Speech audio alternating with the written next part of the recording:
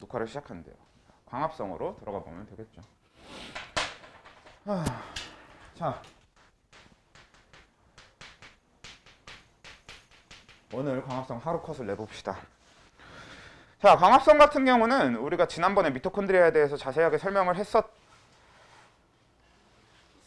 때가 2명 놓고 했었던 것 같은 느낌도 들고, 지지난주 수업이 쟤만 빠졌었나?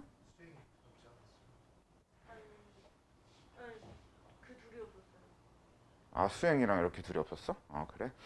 아무튼 그러네. 수행이가 없었네. 빠져가지고 진짜 아니 왜 아니 참. 이 영상 볼 거 아니에요? 영상 보자면 맞으세요? 아니 남자 새끼가 몸이 왜 이렇게 약한 거야? 아무튼 자, 그래서 광합성 해봅시다. 일단 광합성에서는 뭐 미토콘드리아에서 좀 그 세포내 공생설이라던가 이런 거는 자세히 설명했던 걸로 기억해요. 뭐 영상을 보셨어도 거기에서 세포내 공생설에 대한 설명이 있었지? 없었나? 기억이 안 나요. 네. 그래서 광합성도 일단 마찬가지. 그러니까 광합성은 어디서 해요? 엽록체에서 하는 거예요. 우리 광합성 같은 경우는 이제 식물에서 하게 되는 거고 엽록체에서 하는 건데, 광합성식은 우리 호흡식의 반대잖아요. 근데 우리가 호흡식을 최근에 좀 바꿨단 말이야. 그러니까 어떻게 했었냐면 호흡식이 C6H12O6 더하기 6O2가 6CO2에서 6H2O 이게 아니라 어떻게 바꿨었어? 6개 H2O가 실제로 들어가고 어디? 이게 TC의 회로에서 들어가는 거였고, 그리고 결론적으로 산화적 인산화 과정에서 12개 H2O가 나오는 과정이었잖아요. 이제는 광합성식을 뒤집을 때도 요 식을 그대로 뒤집으시면 됩니다. 그러니까 광합성도 마찬가지로 C6H12O6 이걸 먼저 적으면 어떻게? 6O2 6CO2 하고 12H2O가 만나서 C6H12O6 더하기 6O2 더하기 6H2O가 만들어지는 이런 식의 과정으로 갈 건데, 이런 식의 과정으로 일단 갈 건데, 뭐 저거는 좀 차차 이야기할 거고, 일단 중요한 건 엽록체의 구조부터 좀 봐야 되겠죠. 잠깐만, 분필이 너무 짧아서 불편하다. 엽록체의 과정을 보면요, 엽록체의 과정은 뭐죠? 엽록체의 구조를 보면요, 우리가 엽록체 하면 일단은 너무 우리 막성소기관, 세포 안에 존재하는 이런 생체막이 존재하는 요 막, 인지질 막으로 둘러싸여 있는 소기관들 중에서, 막성소기관 중에 이중막 구조, 막이 2겹 있는 이런 소기관은 딱 3가지 있습니다. 핵이랑 엽록체랑 미토콘드리아, 이렇게 3개만 있으니까 우리가 좀 생략하고 온 단원이긴 하지만 1단원에서 요 3개에 대해서는 되게 중요해. 이중막 구조인 게 얘네 셋밖에 없으니까. 반대로 막이 없는 애들도 좀 중요합니다. 막이 없는 애들은 우리가 나중에 시간 되면 할 거지만 뭐 리보솜이라던가 그 다음에 세포 골격이라는 게 있어요. 그거랑 그 다음에 뭐 그냥 그 정도만 기억해도 될 것 같고, 뭐 에포까지 이제 같이 많이 얘기하게 되는데, 아무튼 일단 얘는 이중막 구조라서 우리 요거랑 비교하면서 얘기해 봅시다. 우리 미토콘드리아랑 이렇게 비교해 보면 미토콘드리아는 이런 형태가 되어 있었고, 그래서 이게 외막이었고 이게 내막이었어요. 그리고 내막이 산화적 인산화의 주체가 되는 거였었고, 내막 안쪽 공간인 바탕질에 어떻게 되어 있었냐면 이 바탕질은 pH가 높게 유지되고 있었고요. 그 다음에 요 막 사이 공간은 pH가 낮게 유지되고 있으면서, 그 다음에 요 바탕질 기질에는 그 리보솜도 있었고요. DNA나 RNA 같은 핵산도 존재했었고, 그래서 무슨 얘기 했었냐면 이 안에 여기 내부는 거의 독자적인 생물이나 마찬가지다. 그러니까 원래 우리가 갖고 있었던 핵산과 얘가 갖고 있는 핵산은 따로 별개고요. 그리고 원래 우리가 갖고 있는 리보솜과 얘가 갖고 있는 리보솜도 별개고요. 우리의 막에 있는 이 외막을 포함한 원래 우리 몸에 있는 다른 생체막들의 구조와 이 내막의 구조는 다르고요. 이 내막의 구조가 어떻게 다른지는 산화적 인산화에서 자세히 좀 다뤄봤었잖아요. 그리고 엽록체도 마찬가지입니다. 미토콘드리아랑 똑같이 뭐 세포 내 공생설의 증거이기도 하지만 그건 일단 차차 하더라도 일단 여기 외막하고 내막이 있어서 내막의 성질이 외막과 달라. 근데 엽록체의 내막 같은 경우는요, 이 미토콘드리아 내막이랑은 또 다른 느낌입니다. 왜냐면 엽록체의 내막은 딱히 크게 하는 일은 없어요. 대신에 이 엽록체는 이 내부에 막을 추가로 가지고 있습니다. 얘네들은 인지젤막으로 되어 있는데 우리가 이걸 뭐 따로 뭐 무슨 삼중막 이렇게 불러주진 않습니다. 왜냐면 얘네들은 막으로 둘러싸인 느낌이 아니라 안에 막으로 된 어떤 구조가 추가적으로 있는 거라고 생각하시면 되는 거라서, 그래서 이거에 대해서는 뭐 삼중막이다 이렇게 표현하지는 않고요. 그냥 인지젤 막으로 둘러싸인 뭔가 구조물이 추가로 있어, 이런 얘기고. 그래서 얘는 외막하고 내막에 대해서는 할 얘기가 없고요. 그리고 외막하고 내막 사이인 요 막 사이 공간에 대해서도 할 얘기는 없습니다. 이 엽록체를 얘기할 때는 어디와 어디를 주로 핵심으로 나눠서 얘기하게 되냐면요, 여기 이 동전처럼 이렇게 쌓여 있는 거거든. 실제로 이제 동전 모양이에요. 어떤 느낌이라고 생각하시면 되냐면요, 동전 초콜릿인데, 뭔지 알지? 동전 초콜릿. 동전 초콜릿을 쌓아놓은 건데 안에 초콜릿은 없고 동전 껍데기만 있는 거야. 그런 느낌으로 되어 있다고 보시면 돼요. 그렇게 되어 있을 때 요 쌓여 있는 동전 쌓여 있는 모형 밖에 요 이쪽 공간은요, 이 공간은 우리가 스트로마 라고 불러줍니다. 그리고 이게 미토콘드리아의 바탕질과 비슷하다고 생각하시면 돼요. 왜냐면 내막 안쪽 공간이니까 얘도 똑같이 내막 안쪽 공간이에요. 이렇게 생각해주면 돼서 얘는 이제 pH가 높게 유지되는 게 맞고, pH가 높게 유지될 거고요. 그 다음에 얘한테 핵산 들어있고, 그러니까 얘가 독자적인 DNA, 우리의 원래 DNA랑은 다른, 엽록체니까 식물이니까, 그럼 그 식물의 DNA랑은 다른 엽록체의 독자적인 핵산을 가지고 있고요. 그 다음에 독자적인 리보솜도 가지고 있습니다. 그래서 여기에 이제 핵산 리보솜이 있고 pH가 높은 상태로 유지된다, 이런 얘기고. 우리가 이 동전 쌓인 이 막은, 막 자체는 틸라코이드 막이라고 불러줘요. 이 틸라코이드 막은 되게 중요한데, 뭐 중요한 이유에 대해서는 좀 이따가 어차피 자세히 얘기할 거니까 일단 냅두고, 그리고 이 틸라코이드 막 안쪽의 공간을 포함해서 틸라코이드 막까지, 그러니까 이 동전 쌓인 거 자체를 그라나라고 불러줘요. 그리고 우리가 이 광합성을 얘기할 때 핵심이 되는 건 틸라코이드 막과 그라나, 스트로마, 이렇게 세 가지가 됩니다. 이 그라나는 뭐 다른 건 차차 얘기하더라도 얘가 pH가 낮게 유지되는 공간이에요. 일단 우리가 엽록체에 대해서 알아주면 되는 건 이 정도 포인트가 됩니다. 그러니까 사실 미토콘드리아랑 비교해보면서 공부하면 딱 좋아요. 느낌이 비슷하거든? 실제로 이제 광합성에서 그 자세한 과정에 들어가게 되면 명반응, 안반응 나눴을 때 광합성의 명반응이 우리 요 호흡에서 산화적 인산화 과정이랑 되게 비슷합니다. 그래서 그거는 이제 차차 얘기하더라도 뭐 그렇게 되고요. 자,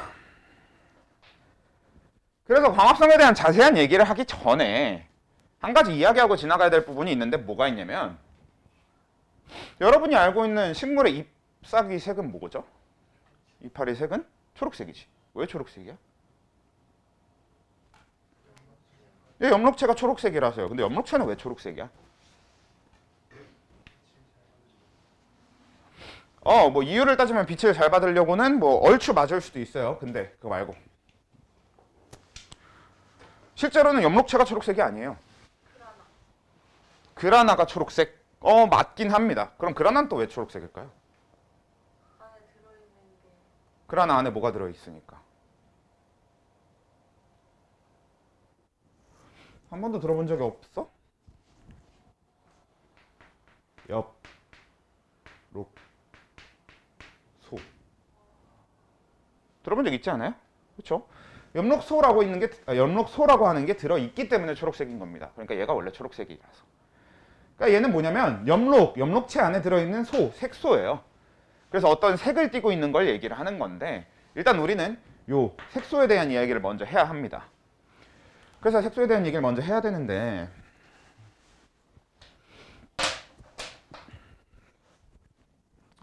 자, 이 광합성에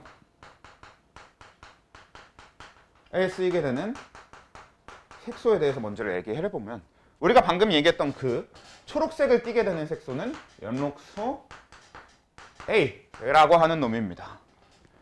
얘가 식물에 가장 많아요. 그래서 우리가 보게 되는 식물 이파리의 색깔은 다 이 엽록소 A의 색깔이라고 보시면 됩니다. 그리고 엽록소 A 같은 경우는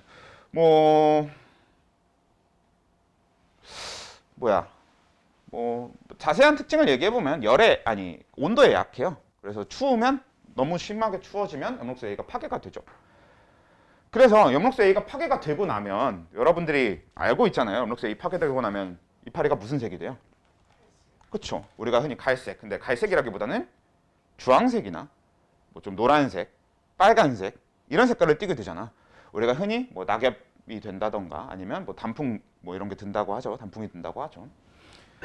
자, 그렇게 되는 이유가 뭐냐면 일단 우리는 다른 것보다 녹색 식물 기준으로 할 겁니다.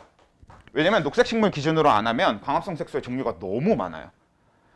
실제로 광합성 색소가 뭐가 있냐면 엽록소 A, 엽록소 B, 엽록소 C, 엽록소 D 이런 게 있고요.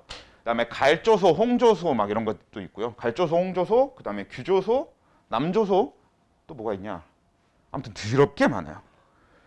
그래서 그런 거 다 떠나서 우리가 배울 녹색 식물한테 있는 색소만 딱 따져봤을 때 엽록소 A랑 비슷하게 약간 연두 색깔을 띠는 게 엽록소 B라고 하는 애가 있어요. 그리고 엽록소 A, 엽록소 B 말고 또 뭐가 있냐면 카로티노이드계 색소라는 게 있습니다.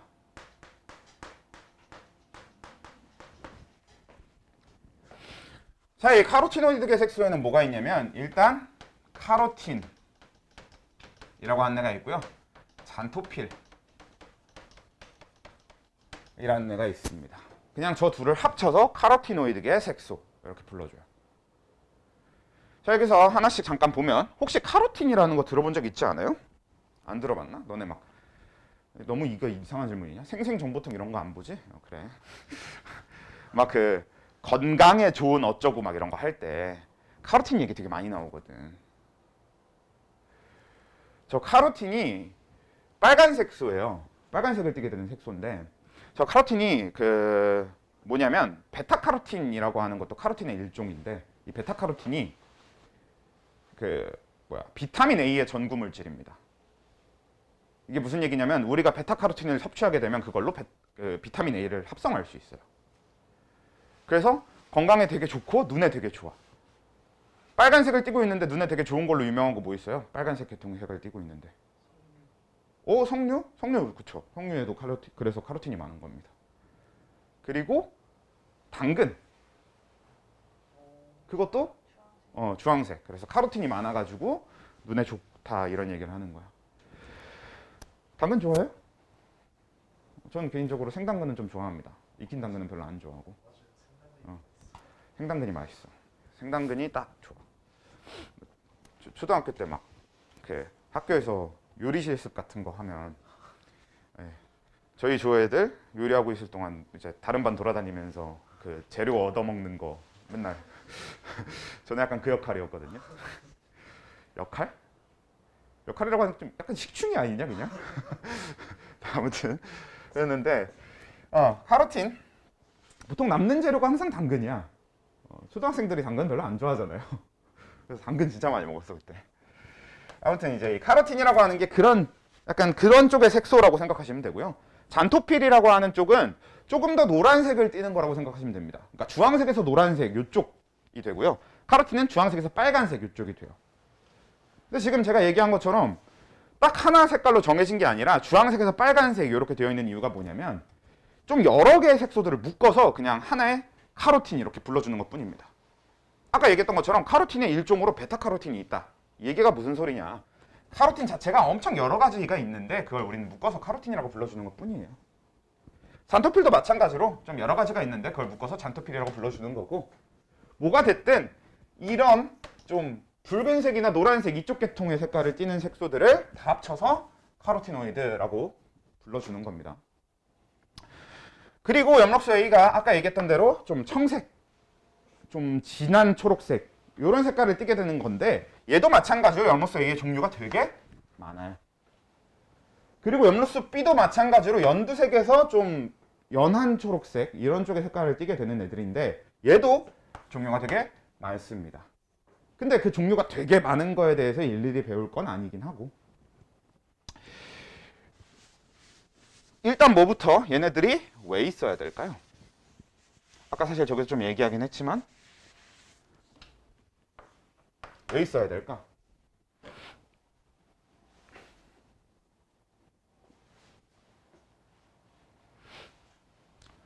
자, 여러분들이 보기에 지금 제 옷은 무슨 색이에요? 파란색. 자, 여러분들 이 옷이 왜 파란색이에요? 여러분들 눈에 왜 파란색으로 보여요? 파란색만 반사해서. 그리고 파란색을 제외한 나머지는 흡수하죠. 조금 더 정확하게 얘기를 해보면요, 백색광 기준으로는 그 연속 스펙트럼이잖아. 그러니까 모든 파장의 빛들이 이렇게 쭉 연결돼서 오는 거란 말이에요. 그럼 그렇게 왔을 때 얘한테 가장 맞는 파란색과 그 주변의 파장으로 갈수록, 그러니까 얘한테 가장 잘 맞는 색은 제일 잘 흡수를 하고, 그 다음에 얘랑 파장이 조금 비슷한 색깔들은 조금만 흡수하고 조금만 반사해. 약간 아니지, 반대네요. 정반대로 얘기했네. 미안해요. 그러니까 얘 딱 정확한 색깔은 반사하고, 그 다음에 얘랑 좀 비슷한 파장의 색깔들은 조금만 반사하고 대부분 흡수하고, 그리고 아예 반대가 되는 색깔은 완전히 다 흡수해버리고. 그래서 지금 제 이 옷이 가장 잘 흡수하는 건 얘 완전 정반대 색. 우리가 색깔을 얘기할 때 어떤 색의 완전 정반대 색은 무슨 뜻이냐면, 섞어서 빛을 기준으로 했을 때 섞어서 흰색이 되게 되는 걸 얘기를 하는 거고, 그걸 보색이라고 하죠. 우리가 흔히 보색 관계에 있다라고 얘기를 하게 되는데, 그래서 엽록소 A 같은 경우는 보색인 붉은색 계통을 가장 잘 흡수하게 됩니다. 초록색이잖아. 우리 초록색이라고 하는 게 파란색하고 노란색 섞어 놓은 거잖아요. 그러니까 이거의 가장 정반대 색은 붉은색 계통이 됩니다. 그래서 붉은색 계통을 가장 잘 흡수하도록 되어 있어. 왜 붉은색 계통을 가장 잘 흡수하게 되어 있냐면요, 그 태양빛에서 우리 지표면까지 도달하는 빛을 봤을 때 지표면에 가장 잘 도달하는 게 붉은색 계통의 빛이에요. 왜냐하면 파란색이나 하늘색 이런 쪽의 계통은 많이 산란되기도 하고 좀 그런 게 있기 때문에. 그래서 뭐 그런 거고, 그래서 가장 잘 그 지표면에 도달하는 빛이니까 그걸 제일 잘 흡수하도록 엽록소 A가 가장 많고, 우린 이걸 뭐라고 하냐면 중심색소라고 불러줍니다. 그냥 제일 많으니까.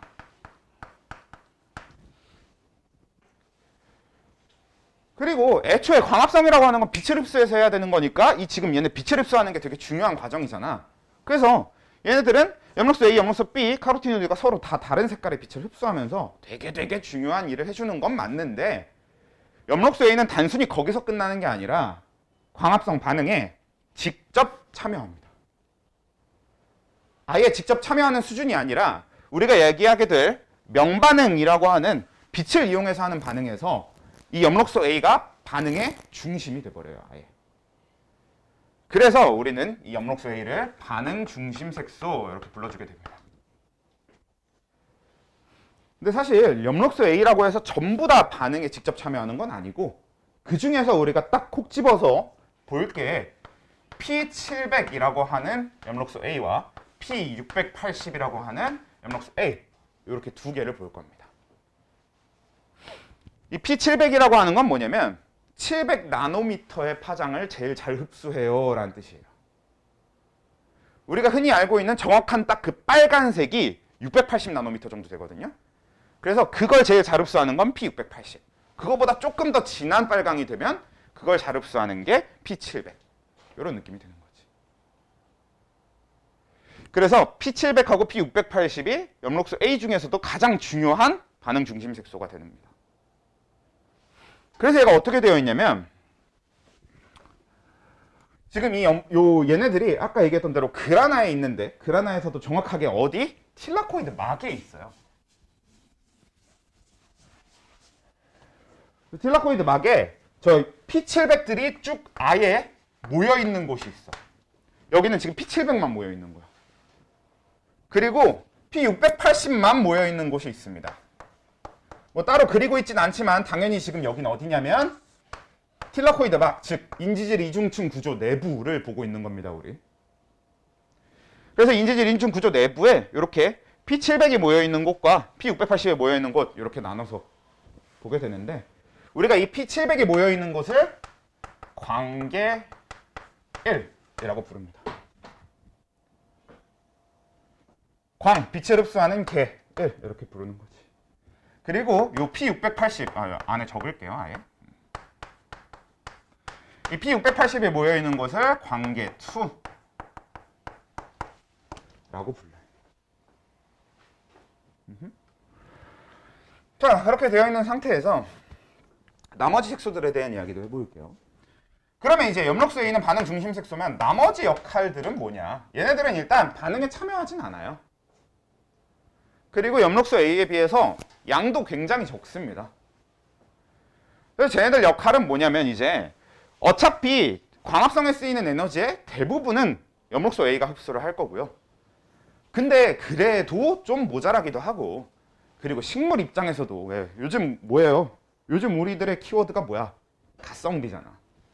약간 너무 다른 색깔의 빛들을 다 버리는 거 좀 아깝잖아요. 그래서 얘네들이 어떻게 하냐? 나머지 빛들도 일단 흡수할 수 있도록 다른 색소를 갖고 있는 거야. 그리고 그 나머지 빛들을 흡수할 수 있도록 갖고 있는 쟤네들은 그래서 일종의 어떤 역할을 해주는 거냐? 결국 얘네들은 반응에 직접 참여하지 않으니까 받은 빛 에너지를 엽록소 A, 즉 P700하고 P680한테 전달해주는 역할을 하거든? 우리 이런 걸 뭐라고 해요? 본인이 핵심은 아닌데 뭔가 모아서 누구한테 주는 이런 느낌인 거잖아. 우리가 이렇게 전파 수신하는 게 있으면 얘가 전파 수신을 잘하도록 주변에 이렇게 전파 모아주는 역할을 하는 게 너무 그지같이 생겼네요. 아무튼 모아주는 게 이렇게 동그랗게 생긴 걸 뭐라고 해? 안테나라고 하죠. 그래서 요 엽록소 B부터 카로티노이드까지를 우리는 안테나 색소라고 부릅니다. 진짜 하는 역할이 뭐밖에 없기 때문에 진짜 안테나처럼 모아서 엽록소 A한테 전달해주는 역할만 하기 때문에 그래. 요거는 이제 후에 여러분들이 문제를 풀게 되면 문제에서나 아니면 학교 시험 뭐 직접 준비할 때는 그 반응 스펙트럼 작용 스펙트럼 뭐 이런 거 작용 스펙트럼이랑 반응 스펙트럼 똑같네. 작용 스펙트럼이랑 이제 흡수 스펙트럼 이런 걸 보게 될 텐데 그런 건 이제 일단 좀 차차 하고, 일단 중요한 건 엽록소 A는 초록색을 띈다. 좀 진한 초록색을 띈다. 그래서 가장 반대쪽, 그러니까 보색이 되는 빨간색이나 좀 진한 빨강 이런 걸 잘 흡수하는 애들이 주가 되는데, 그 중에서도 P700하고 P680 얘네들이 대표적으로 반응 중심 색소가 돼서 엽록소 A는 단순히 빛만 흡수하는 게 아니라 반응에 직접 참여하는 역할을 하더라. 자, 이게 엽록소 A에 대한 설명이고, 나머지 뒤에 거는 엽록소 B는 연두색 뭐 이런 색깔을 띠고, 그 다음에 카로틴은 좀 붉은색 계통, 잔토피는 좀 노란색 계통, 이런 식의 색깔을 띠게 되는데, 이런 애들은 어차피 본인이 반응에 참여할 건 아니고 빛 에너지를 흡수해다가 엽록소 A한테 전달해주는 역할만 할 거니까 안테나 색소라고 불린다. 뭐 이런 게 되는 거죠. 자, 그런데 저거 실험을 할 때 저 우리 광합성 색소가 저렇게 되어 있다는 걸 우리는 어떻게 알아낼게요? 현미경? 현미경으로 알아낼 수 없어요. 왜냐면 얘네들은 굉장히 세부적인 입자이기 때문에 우리가 현미경으로 볼 수는 없습니다. 그럼 뭐게? 어떻게 알아낼게? 빛을 쏴봐서? 빛을 쏴봐서. 그것도 괜찮은 거야, 걔네. 빛을 쏴봐서 실험을 통해서 어디서 반응을 잘하고 어디서 반응을 좀 덜하고 이걸 알아낸 거 맞습니다만, 그거 말고 진짜 색소들이 저렇게 서로 다른 색깔로 되어 있다는 거는 저 색소들을 어떻게 해봐야 알 수 있겠어? 서로 분리해봐야 알 수 있을 거 아니에요. 여러분 중학교 때 떠올려보세요. 혼합물의 분리 파트. 중학교 2학년인가? 중2 때인가 중3 때 나오는 혼합물의 분리 파트에서 우리가 이런 거, 어떤 색소 같은 거 분리할 때 기억이 안 나요? 우리 검은색 펜을 종이에다 이렇게 콕 찍은 다음에 그 밑에 이렇게 물 담가 놓고 위에 걸어 놓으면 물 딸려 올라감. 아, 뭔지 알아요. 뭔지 알아? 네. 안 해봤어요? 우리가 흔히 이런 굉장히 극히 양이 적은 애들을 분리해보기 위해서 하는 실험을 크로마토그래피라고 합니다. 참고로 이 크로마토그래피도 종류가 엄청 많거든?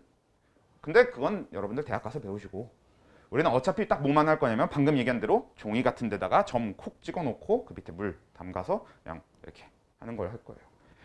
근데 얘가 이제 크로마토그래피가 원리가 뭐냐면, 종이, 이 종이 같은 경우는 진짜 말 그대로 종이는 아니고 그때그때 좀 다른 걸 쓰거든요.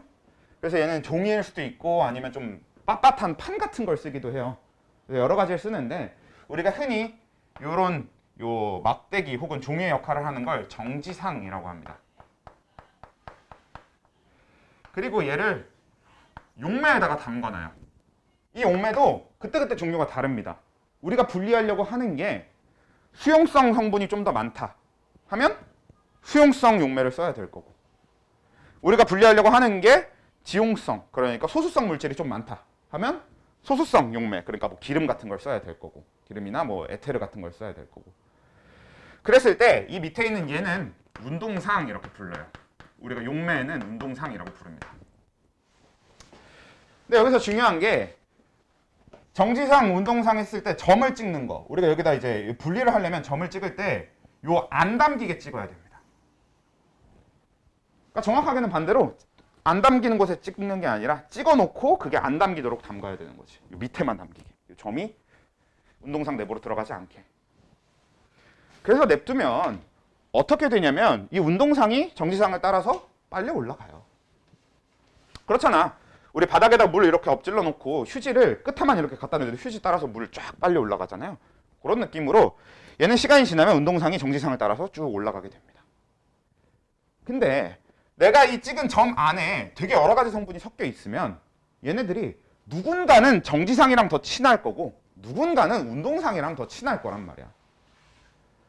예를 들어서 정지상은 수용성이고 운동상은 지용성이라고 해보면 이 안에 들어있는 성분들 중에서 지용성이 강한 물질일수록 운동상이랑 더 친할 거죠.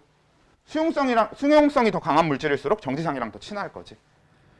그렇게 되면 어떻게 되냐? 지용성, 운동상이랑 친한 애들은 종이랑 안 친하니까 운동상을 빠릿빠릿하게 쫓아서 올라가요. 근데 정지상이랑 친한 애들은 어떻게 되겠어? 종이랑 친하니까 잘 안 움직이려고 할 거란 말이야. 그래서 각 액체? 아니지, 각 물질들의 이동 속도가 다릅니다.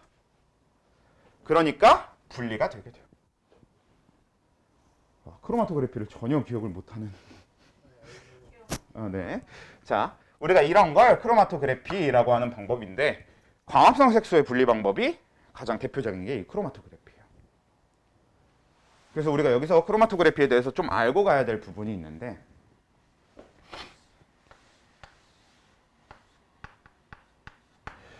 우리가 실제로 이렇게 크로마토그래피를 진행하게 되면 이 광합성 색소를 가지고, 그러니까 광합성 색소는 어떻게 하냐, 너네 아마 실험을 하든가 아니면 실험이 아니더라도 이거랑 관련된 걸로 해서 그 영상을 보던가 해서 수행평가를 보게 될 확률이 되게 높아요. 그래서 여기 이제 어떻게 하는 거냐면 잎을 놓고, 그 다음에 이 광합성 색소 같은 경우는 지용성 성분이 좀 많아요. 왜냐면 인지질 사이에 껴져 있는 애들이기 때문에. 그래서 얘네들은 지용성이다 보니까 얘네들을 그 에테르나 뭐 이런 에탄올을 주로 이용하긴 하는데, 그래서 이렇게 용매랑 같이 섞어서 그럼 우리 이제 색소를 추출할 수 있습니다. 그 다음에 그냥 그 추출한 색소를 여기다 점을 찍어 놓고 전개를 하는 거예요. 우리가 이제 크로마토그래피에 이렇게 하는 걸 전개한다라고 하는데, 전개를 하는 거야. 그럼 결과적으로 아까 얘기했던 이렇게 네 층으로 나뉘게 돼요. 실제로 좀 이렇게 나오거든. 가운데가 좀 더 빨리 올라가는 속도가 빠르고 양쪽이가 좀 느리기 때문에 이런 식으로 나오게 돼. 그리고 용매가 여기까지 올라갔다라는 걸 우리 눈으로 확인할 수 있겠지. 여기까지 젖어 있으면 용매가 여기까지 올라간 거니까. 우리가 이렇게 용매가 올라간 데를 뭐라고 하냐면 용매 전선이라고 합니다. 그러니까 실제로 여기서 내가 딱 담갔을 땐 여기가 용매 전선이고 시간이 지나면서 용매 전선이 계속 올라가는 형태가 되겠죠. 그래서 아까 얘기한 대로 용매랑 친한 애들은 이 운동상이랑 친한 애들은 용매 전선을 따라서 빨리빨리 올라갈 거고 용매랑 안 친한 애들은 얘랑 한참 거리가 먼 요런 데 존재하게 될 건데 실제로 이렇게 광합성 색소를 분리하는 실험을 진행했을 때 어떻게 되냐면 맨 위에 나오는 게 염록소 A고요. 그 다음에 염록소 B고요. 그 다음에 잔토필 카로틴이 맞나? BA 카로틴 잔토필인가? AB 잔토필 카로틴인가? 귀찮아. 이거 여러분들이 확인하세요. 여기 프린트에 있으니까. 실제로 이제 외워야 되는 건 맞습니다. 저는 이거 너무 사소해갖고 잘 기억이 안 나네요. 아무튼 요거는 이제 그런 뭐 정지상과 운동상에 의해서 뭐 서로 이동하는 속도가 달라가지고 분리가 되더라라는 거고 실제로 색소 순서 같은 경우는 여러분들이 알고 있어야 되는 게 맞습니다. 저는 왜 모르는지 모르겠어요. 까먹었음. 자, 근데 그거보다 더 중요한 게 하나 있어요. 우리가 용매 전선에 시작된 거, 그러니까 전개 시작점이 어디냐? 용매를 담근 거를 전개 시작점으로 안 보고요. 우리가 점 찍은 데를 전개 시작점으로 보거든요. 그래서 우리가 점을 한 이쯤에다 찍어놨었다면 여기가 이제 전개 시작점이 되는데 여기서 이 전개 시작점을 기준으로 용매 전선까지의 거리, 그러니까 이건 용매의 이동 거리가 될 거고 분해 어떤 특정 물질의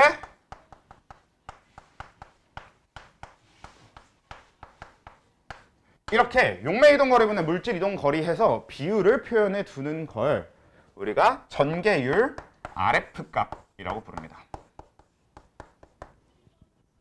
사실 RF 값은 여러분들한테 뭐 엄청나게 중요한 건 아닌데 그래도 적어도 RF 값을 구할 줄 알 필요는 있는 거지. 그리고 그냥 위쪽으로 갈수록 RF 값이 크고 아래쪽으로 갈수록 RF 값이 작겠지. 이런 개념적인 이해랑 그 다음에 RF 값을 어떻게 구하는지만 알고 계시면 크로마토그래피에 대해서는 뭐 더 이상 알 건 없습니다. 그래서 정리를 해보면 크로마토그래피라고 하는 건 광합성 색소 분리처럼 뭔가 여러 가지가 섞여 있는 혼합물을 분리할 때 걔네들의 양이 조금만 있어도 분리할 수 있다. 이런 게 특징이고요. 실제로 여러분들은 이 크로마토그래피 말고 다른 크로마토그래피도 배우게 될 텐데 그거는 조금 더 특이한 크로마토그래피지만 아무튼 원리 자체는 동일합니다. 그 다음에 얘는 이제 운동상 우리가 흔히 이제 용매라고 부르기도 하고 운동상이라고 부르기도 하는 요거랑 그 다음에 요 종이 정지상 이렇게 나눴을 때 이 정지상과의 친화 혹은 운동상과의 친화가 서로 다 다르기 때문에 그것 때문에 이동 속도가 다른 걸 이용해서 물질을 분리해내는 방법이다. 그리고 그 얼마나 전개되었는지 비율을 따지는 전개율이라고 하는 건 용매 전선, 용매의 이동 거리 분의 그 특정 물질의 이동 거리를 이용해서 구한다. 이런 식으로 기억하시면 될 겁니다. 여러분들이 생명과학과 관련된 학과를 가게 될 경우에 1학년 때 일반 생물학 실험이라고 하는 실험을 듣게 될 거예요. 수업을 듣게 될 거고 일반 생물학 실험에서 무조건 한 번은 하게 되는 실험입니다. 아무튼 그래요. 그래서 이 정도로 기억해 주시면 되겠고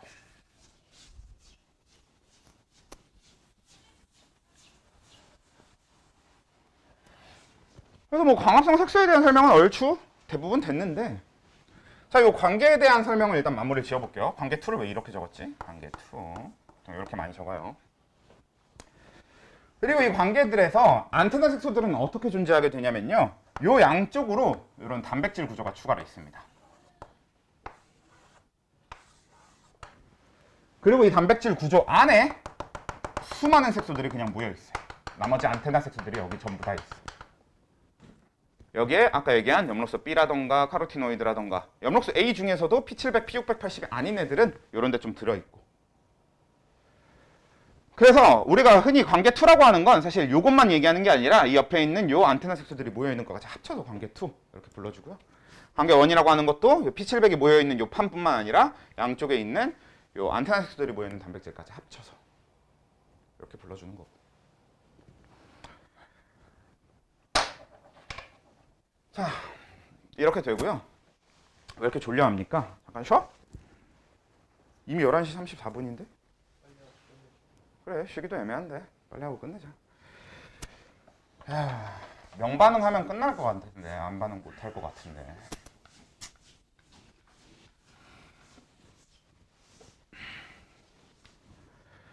일단 이 광합성은 두 가지 과정으로 나뉘게 됩니다. 방금 얘기한 이제 명반응이라고 하는 과정하고 암반응이라고 하는 과정이 나뉘어요. 일단 명반응은 밝을 때 일어나는 거고 암반응은 어두울 때 일어나는 거 아니고요. 암반응은 어두워도 일어날 수 있는 거가 되는 겁니다. 정확하게는. 그러니까 명반응은 꼭 빛이 있어야 되는 거, 즉 빛을 이용한 반응을 우리가 명반응이라고 부를 거고, 암반응은 빛이 없어도 일어날 수 있지만 빛이 있어도 그냥 일어납니다. 그러니까 빛이 필요한 과정과 빛이 안 필요한 과정으로 나뉘어 있다고 보시면 돼요. 근데 여기서 중요한 게 이제 암반응이 켈빈 회로라고 하는 회로예요. 회로면 뭐겠어? 앞에서 우리가 봤었던 뭐 TC의 회로라던가 뭐 그런 해당 과정 같은 그냥 진짜 말 그대로 회로가 나오는 건데, 이제 여기서 켈빈 회로라고 하는 회로가 암반응인데 이 명반응은 이 켈빈 회로에서 쓸 재료를 만드는 과정이 됩니다. 그러니까 이건 무슨 얘기냐? 사실 포도당이 만들어지는 건 여기예요. 직접적으로 포도당을 합성하는 과정은 여기인데, 암반응, 즉 빛이 없어도 포도당을 합성할 수 있지만 암반응을 하기 위해선 명반응을 한 결과물이 필요합니다. 그래서 결국 암반응도 어떻게 되는 거겠어? 빛이 어느 정도 필요한 거지. 실제로 이걸 이제 실험을 해보면요, 식물을 놓고 포도당을 얼만큼 합성하는지의 비율을 봤을 때, 혹은 그쵸, 그냥 포도당 합성하는 비율로 봐.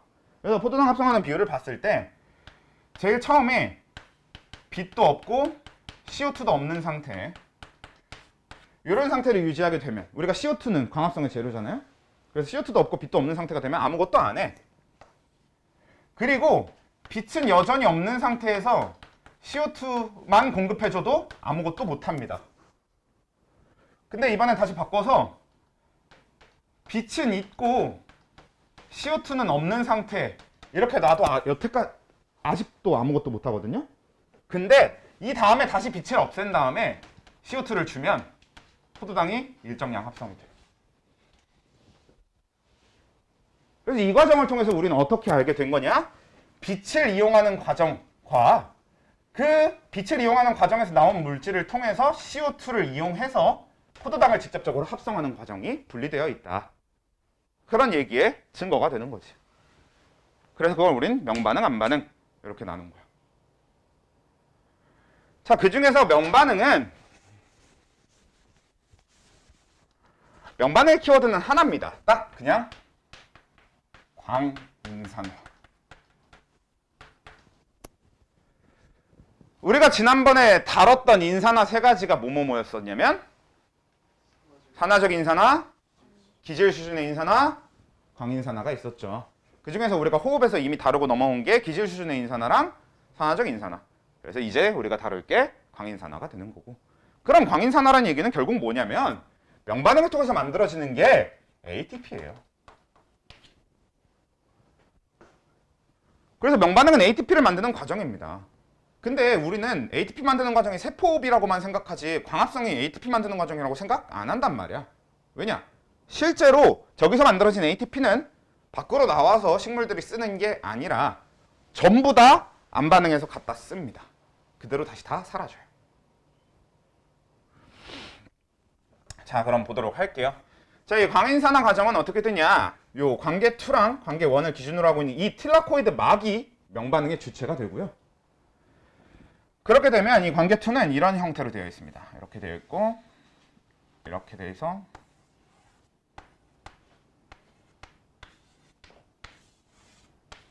사실 불필요하게 단백질을 많이 그렸으니까 그냥 대충 이렇게는 해둡시다. 그 다음에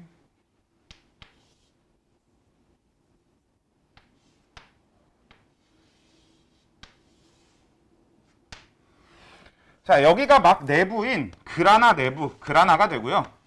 여기가 틸라코이드 막 외부, 즉 아까 우리가 얘기했던 스트로마라고 하는 공간이 됩니다. 그리고 전체적인 그림은 뭐랑 비슷합니까? 뭔가 지금 요런 단백질이나 요거는 산화적인 산화에서 봤던 거랑 비슷하지? 정확하게 비슷한 과정으로 이루어집니다.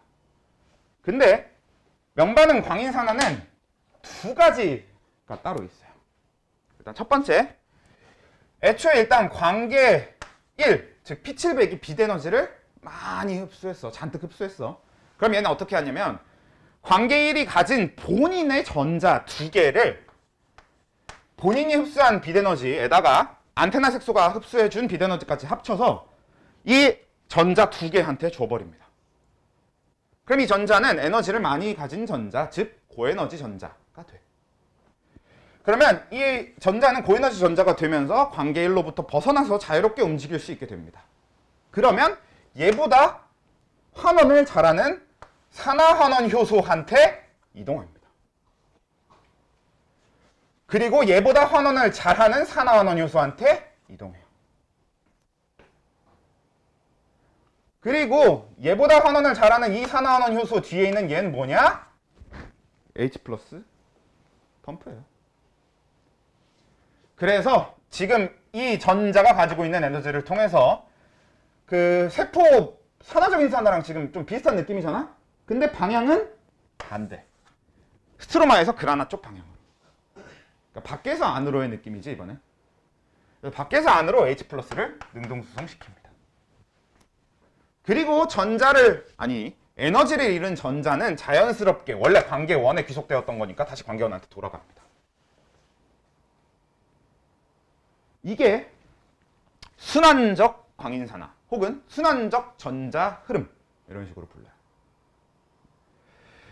그래서 얘가 이제 순환적 광인산화라고 하는 첫 번째가 됩니다. 이 순환적 광인산화는 오롯이 뭐만 만들어내냐면 잠깐만. 이 순환적 광인산화는 딱 ATP만 만들어내는 겁니다. 재료로 쓰는 건 ADP랑 인산밖에 없는 거야. 그냥 빛에너지 이용해서 ATP를 딱 저렇게 만들어요. 근데 난 개인적으로 궁금한 게 식물은 저걸 적극적으로 쓰는 형태로 진화를 하지 않았을까? 왜? 사실 이 얘기는 무슨 소리냐면 빛에너지만 받으면 ATP를 무한대로 만들 수 있다는 얘기거든? 세포 같은 거 안 해도 돼.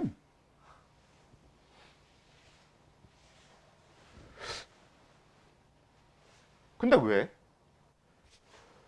왜 저거를 저렇게 미친 듯이 효율 좋은 걸 왜 광인산화에서만 쓰고 왜 광합성에서만 쓰고 끝낼까요? 개인적으로 좀 궁금해요. 물론 사실 진화라고 하는 게 항상 가장 효율적인 형태가 아니라 그 상황에서 가장 효율적인 형태이기 때문에 어쩔 수 없긴 한데 아무튼 이렇다고 해요. 근데 두 번째는 이제 뭐냐면 관계 1, 이 에너지를 흡수한 거 말고 관계 2가 흡수했을 때는 경로가 조금 다릅니다. 아유, 왜 이렇게 졸려? 나도 졸려. 자, 관계 2가 빛에너지를 흡수할 때 어떻게 되냐면 일단 시작 과정은 비슷해. 관계 1의 전자가 이 빛에너지를 가지고 고에너지 전자가 됐던 것처럼 얘가 얻은 빛에너지를 얘가 가진 전자 두 개한테 일단 줍니다. 그러면 얘가 일로 이동해. 그 다음에 얘가 일로 이동해. 그리고 H 플러스 능동수송시켜. 근데 일로 이동했던 전자는 관계 2한테 돌아오지 않고 관계 1한테 갑니다. 근데 사실 이게 원리적으로 좀 이상하긴 해. 왜냐면 관계 2에서 나간 전자가 에너지를 잃으면 관계 2한테 돌아와야 되는 게 맞다고. 아까 얘기했던 것처럼. 우리가 화학적으로 생각했을 때 화학 거부반응? 아무튼 화학적으로 생각했을 때 원자핵으로부터 벗어난 전자가 에너지를 다시 잃으면 원자핵한테 돌아와야 되는 게 맞거든? 그래서 돌아와야 될 것 같지만 그렇지 않은 이유는 조금 이따 얘기를 해보고. 그래서 얘한테 관계 1한테 이동을 해서 관계 1에서 한 번 더 에너지를 흡수합니다. 그리고 나서 이 전자가 향하는 곳은 완전히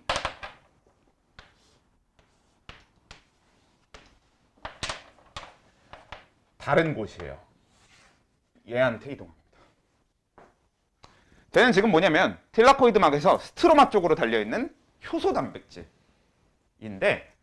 이 효소의 이름은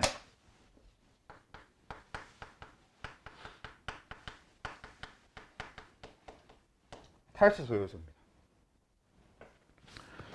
원래 우리가 알고 있었던 탈수소 효소 뭐야? 조효소로 NAD 플러스와 FAD를 쓰는 수소를 누군가한테서 떼어내는 그런 효소였단 말이에요. 근데 여기에서의 탈수소 효소는 수소를 누구한테서 떼어내지는 않습니다. 이미 있는 수소를 갖다 써요. 그래서 어떻게 하냐면 이미 있는 수소 2개와 본인의 지금 이 광합성에서 쓰이는 탈수소 효소의 조효소는 뭐냐면 NADP 플러스라는 이름을 가지고 있습니다. 그래서 이 2개를 지금 온 이 전자와 합쳐서 NADPH와 H 플러스 수소이온 하나를 만들어내는 형태로 반응이 일어나게 돼요. 그래서 지금 방금 봤던 이 과정은 비순환적 광인산화라고 불립니다. 왜? 출발했던 전자가 본인한테 돌아오는 게 아니라 저 탈수소에 최종적으로 가서 NADPH 플러스 H 플러스 저걸 만드는 데 쓰이니까. 그래서 이게 비순환적 광인산화 과정이 되는데, 근데 이 비순환적 광인산화 과정에서 주요 핵심이 뭐냐면 아까 전자가 얘한테 돌아가지 않은 이유를 좀 다르게 생각해보자. 자, 만약에 여기에 이 지금 내가 적어놓은 딱 비순환적 광인산화만 계속 반복한다고 쳐봐. 그럼 얘한테서 나간 전자가 돌아오지 않고 쟤한테 가는 거죠. 그러면 그 얘기는 관계 2는 뭐가 되겠어요? 플러스를 띠겠죠. 전자를 잃었으니까. 양이온이 돼버린단 말이야. 그럼 우리가 알고 있는 모든 식물들은 플러스를 띠고 있습니다. 식물에 자석 갖다 대면 갖다 붙고 뭐 이런 거라고. 그러면 안 되잖아. 그치? 정기적으로 중성 이건 유지해야 된단 말이야. 그 이유 자체가 나간 전자가 돌아오지 않는 이유랑도 똑같습니다. 왜냐면 관계 2는 전자가 나가면 그 나간 전자의 빈자리를 바로 다른 전자가 와서 채워요. 그 나간 전자의 빈자리를 채우는 역할을 누가 하냐? 물이 합니다. 그래서 여기서 물이 분해되면서 H 플러스 2개와 O2 2분의 1개가 만들어지고 전자 2개가 나와서 관계 2의 전자 빈자리를 채우게 됩니다. 그리고 이 산소는 이제 뭐 하면 되냐? 갖다 버리면 돼요. 그래서 광합성에는 12H2O가 들어가고 6O2가 나와야 되는 거지. 그러니까 6O2가 나오려면 12H2O가 쓸 수밖에 없는 거예요. H2O 하나당 O2 2분의 1개밖에 못 만들기 때문에. 그리고 나서 여기서 만들어진 이 수소이온 이건 뭐냐면 이게 이거랑 같은 겁니다. 이 수소를 가져다가 여기 요 NADP 플러스랑 합친다고 보면 돼요. 그러니까 사실 이건 그냥 개수 맞추기를 한 것뿐이지 정확하게 이 수소가 저 수소야 이건 아닌데 그냥 우리는 그렇게 생각해주면 편하다고. 그리고 이미 ATP 만들어지는 거 얘기했다시피 결국 들어온 H 플러스 때문에 내부의 pH가 낮겠죠? 아까 우리 뭐라고? 그라나의 pH가 낮다라고 했잖아. 우리가 얘가 막사이 공간이랑 비슷하게 생각해주라고 했잖아. 그리고 여기가 이제 미토콘드리아의 바탕질이랑 비슷하게 생각해서 pH가 높다라고 했고, 그러니까 H 플러스 능동수성으로 여기 H 플러스가 많은 상태가 유지가 되고, 그러면 이 도라에몽 주먹 뭐야? ATP 합성 효소. 들어왔던 H 플러스가 나가면서 ATP가 합성됩니다. 근데 여기서 중요한 건 호흡대랑은 다르게 명반응 자체에서 ATP가 몇 개씩 만들어지고 뭐 NADPH가 몇 개씩 만들어지고 이거는 우리한테 중요하지 않아요. 결국 그렇게 만든 걸 안 반응해서 몇 개 갖다 쓰는지를 위주로 그냥 할 겁니다. 실제로 이제 안 반응해서 갖다 쓰는 걸로 계산해 봤을 때 NADPH가 12개인가가 쓰여야 될 거고 뭐 그렇게 되는데 뭐 그거는 나중에 안 반응하면서 하면 되는 거고. 아유 그래 필사적으로 잠을 참는 모습. 켈빈으로까지 그냥 해버리려고 그랬는데 여기서 마무리합시다. 그래.